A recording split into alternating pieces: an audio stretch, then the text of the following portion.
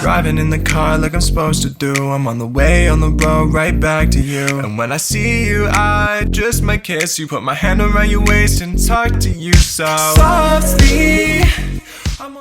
Hi guys, good morning. Good morning, good morning. Today is Friday morning. And nandito ako sa car. Naghihintay ako mag-open yung salon. Sobrang excited ko naman.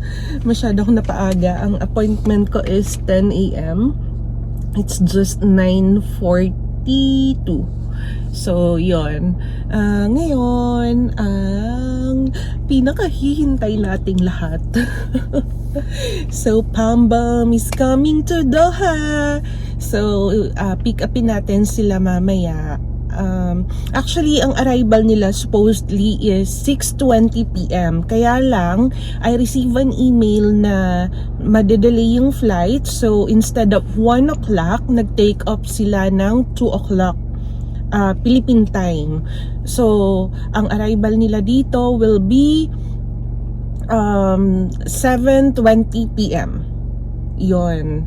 So, kaya iniisip ko kasi kanina, actually maaga akong nagising. 7 o'clock gising na ako.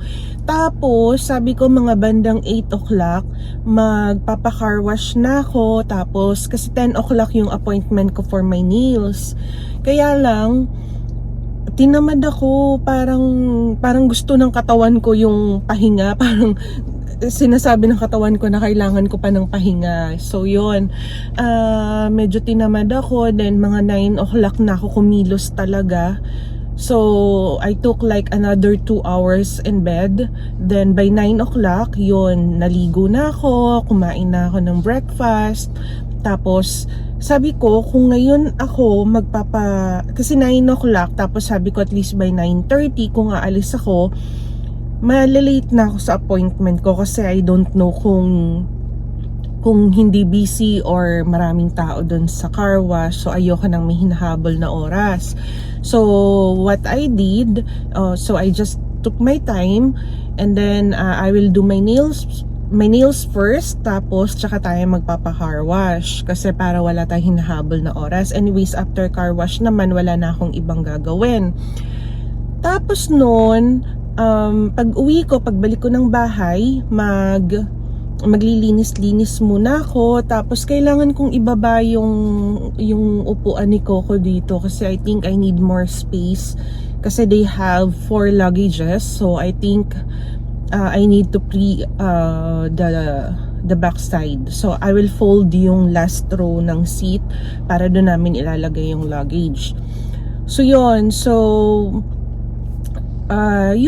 far wala naman ako masyadong ganap today. Eto lang, magpapa-car wash talaga ako, then magpapa-nails, tapos yun nga, maglilinis ng room, and then yun na, the whole day resting and cleaning na lang ng room. So far malinis naman na, okay na, nakaka-ready ng lahat. Tapos tomorrow na lang kami mag-grocery for anything that they might need. Hindi talaga ako bumili ng anything kasi ayokong bumili ng unnecessary na hindi naman nila gagamitin. Tapos yun, bukas na lang kami mag-grocery. Let them buy whatever they need. So yun, ngayon, yun lang yung ganap natin for today. And then yun, later, susunduin na natin sila sa airport. Yun, so pupunta ka ng airport ng mga bandang, siguro kasi 7:20 ang arrival.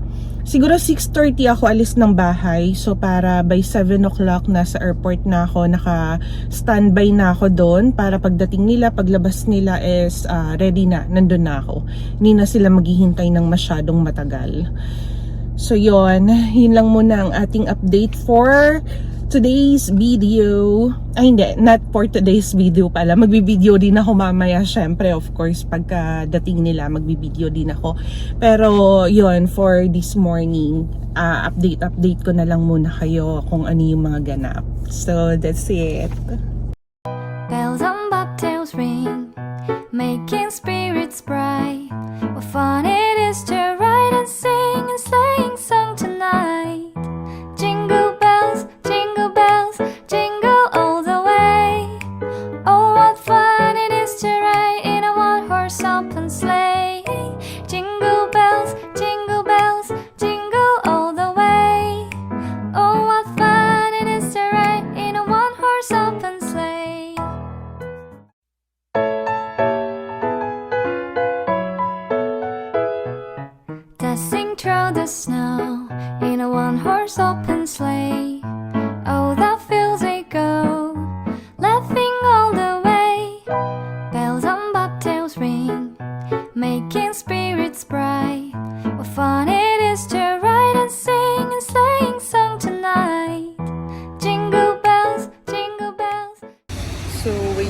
ngayon na matapos yung car. Tapos uwi na tayo. Nagugutom na ako. Anong oras na? Parang past 12 na yata. Natapos kasi ako sa salon, mga 12 na rin eh. So siguro mag-1 o'clock na ngayon. So yun, hindi naman ako sobrang gutom na gutom, pero nagugutom na ako. So kaya kumuha muna ako ng coffee. Nag-coffee muna ako para mawala konti yung gutom natin. Tapos yun, pag uwi na sa bahay tayo kakain. Kaya pa naman. Pero saglit na lang to, siguro mga 10 minutes na lang to. Tapos na siya. Pinapolish na lang siya. Tapos vacuum. Yan, tapos na siya. Kaya sila sa airplane ngayon. Siguro tulog na yung mga yun. Pero for sure, napakain na sila ng ng lunch. Lunch and dinner yung meal nila eh. Kaya for sure napakain na yung mga yun. Siguro natutulog na yun ngayon. Nag-chill na lang sila. So anong oras na ngayon? 1 o'clock. So 2, 3, 4, 5, 6. Siguro mga 5 hours na lang nandito na sila. So yun, sobrang excited na ako talaga. Nakaka-excite. Parang ang puti-puti ko dito, gawa ng nasa arawan tayo eh. Sumisilong lang ako dito sa sa poste para hindi masyadong mainit.